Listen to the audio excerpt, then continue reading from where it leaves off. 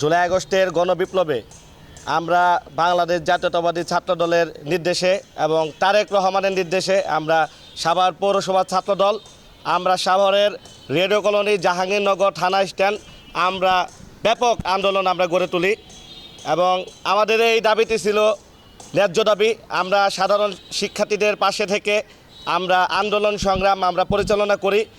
এই আন্দোলন করার কারণে আমাদের উপরে ভয়াবহ অত্যাচার নির্যাতন শুরু হয়।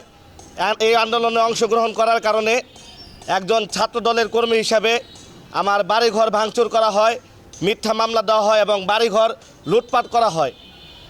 এবং এই আন্দোলনে আমাদের ছাত্রদলের প্রায় সাভার পৌরসভায় প্রায় শতাধিক ছাত্রনেতা আহত হয় এবং আমার সাথে আন্দোলনকারী আমার এক বন্ধু সুজন তিনিও শহীদ হন।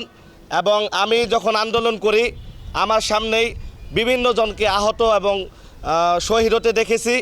সেই সাথে বলতে চাই, যারা এই জুলাই আগস্ট আন্দোলনে যারা গুলি করেছে, যারা হামলা করেছে, সেই সকল সন্ত্রাসীর বিচার দাবি করছে এবং আইন শৃঙ্খলা বাহিনীকে বলতে চাই যে তাদের আপনারা দ্রুত বিচারের আওতায় আনুন এবং তাদের সঠিক বিচার করুন। আমরা এখন পর্যন্ত দেখতে পারছি যে এই আন্দোলনে যারা সরাসরি জড়িত ছিল, যারা গুলি করেছে, যারা হামলা করেছে, তারা সাভারের বিভিন্ন স্থানে তারা ঘুরে বেড়াচ্ছে, তারা প্রকাশ্য মিছিল মিটিং করতেছে, কিন্তু আমরা এখন পর্যন্ত দেখতে পারছি না যে তারা গ্রেফতার হচ্ছে বা তাদের বিরুদ্ধে কোনো সঠিক ব্যবস্থা নেওয়া হচ্ছে।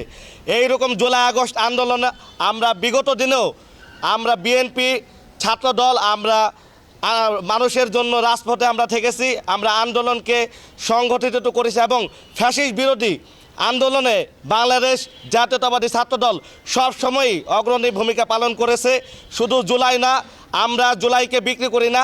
এই বাংলাদেশে জুলাই আগস্ট আন্দোলনে সব থেকে বেশি ছাত্রদল নেতাকর্মী আহত হয়েছে, ছাত্রদল নেতাকর্মী নিহত হয়েছে, কিন্তু আমরা কখনোই এই জুলাইকে পুঁজি করে আমরা রাজনীতি করি না। আমরা বর্তমানে দেখতে পারছি যে দেশের একটি অংশ একদল তরুণ সমাজ যারা জুলাই আগস্টকে বিক্রি করে একটি দল গঠন করেছে এনসিপি। তারা গত জুলাই আগস্টের 24 সালে তারা 3 তারিখ তাদের আন্দোলন ডিবি হারুনের ভাতের হোটেলে তারা সীমাবদ্ধ রেখেছিল, কিন্তু বাংলাদেশ জাতীয়তাবাদী ছাত্রদলই একমাত্র শেখ হাসিনার পতনের জন্য এক দফা এক দাবি এই স্লোগান তুলে আমরা আমাদের আন্দোলন চালিয়ে গিয়েছিলাম। তো আমাদের বাংলাদেশ জাতীয়তাবাদী ছাত্রদল আমরা বাংলাদেশের সকল ক্লান্তি সময় আমরা রাজপথে ছিলাম, আমরা রাজপথে থাকব। সেই সাথে আরও বলতে চাই যে সাভারে যে ভয়াবহ নারকীয় যে আন্দোলন সংগ্রাম করতে গিয়ে আমাদের 6 জন পুলিশ আশুলিয়াতে পুড়িয়ে মেরেছে এবং আমি আমার সামনে থেকে আমাদের ইয়ামিন সহ অনেককে দেখেছি যে তারা নির্মমভাবে তাদেরকে পুলিশ এবং আওয়ামী লীগের নেতাকর্মীরা তাদেরকে নিহত করেছে। এবং সাভারে সেই সময় বিএনপির ত্যাগী নেতাকর্মীদের বাড়িঘরে গিয়ে পুলিশ খুঁজে খুঁজে গ্রেফতার করত এবং বাড়িঘর লুটপাট করত। আমি তার বিচার দাবি জানাই এবং এই বাংলাদেশে যাতে আর কোনো সরকার ফ্যাসিস্ট রূপে ফেরত না আসতে পারে, আমরা বাংলাদেশ জাতীয়তাবাদী ছাত্রদল আমরা সেটার জন্য আমরা সজাগ রয়েছি।